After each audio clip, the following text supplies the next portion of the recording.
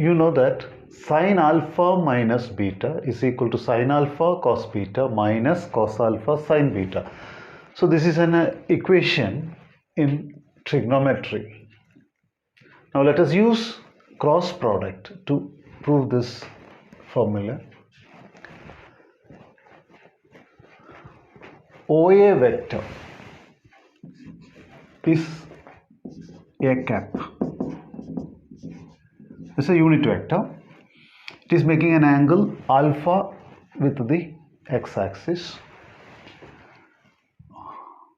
OB vector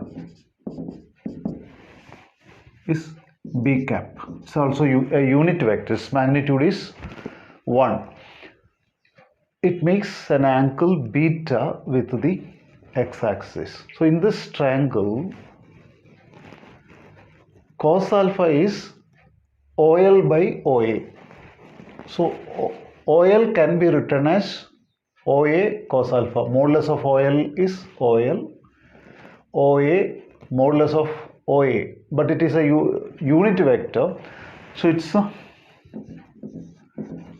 magnitude is unity. So it's 1. So now OL can be written as cos alpha. Then sine alpha. Sine alpha is opposite side by hypotenuse. So LA divided by OA. So LA can be written as OA sine alpha.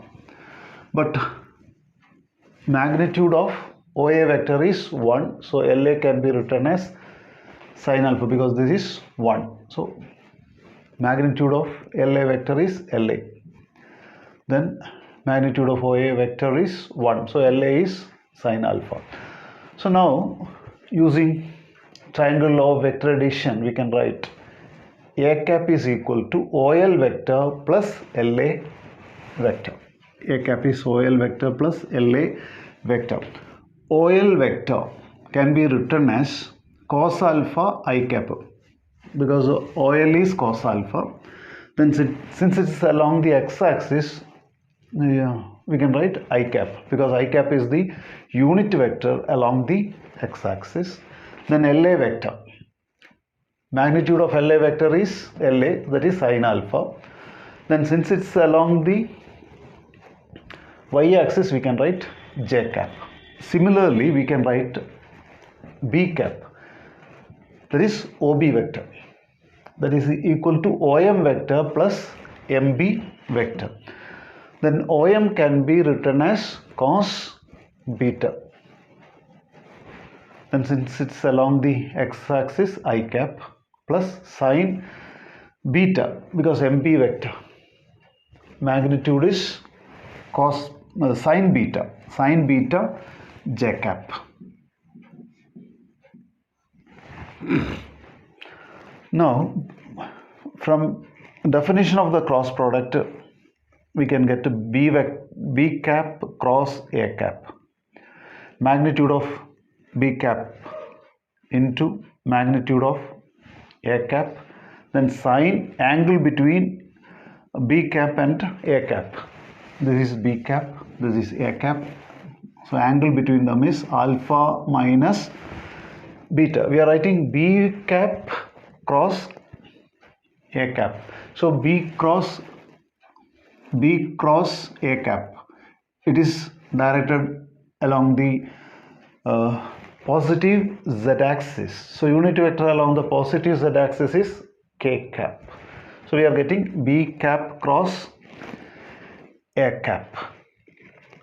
Now from the value we can write B vector B cap cross A cap. So here B I J K. Now components I cos beta for J cap sine beta. Then here there is K component is 0. Then A cap. So here component is cos alpha sine alpha. Then there is no K. There is no component along the z-axis. So 0.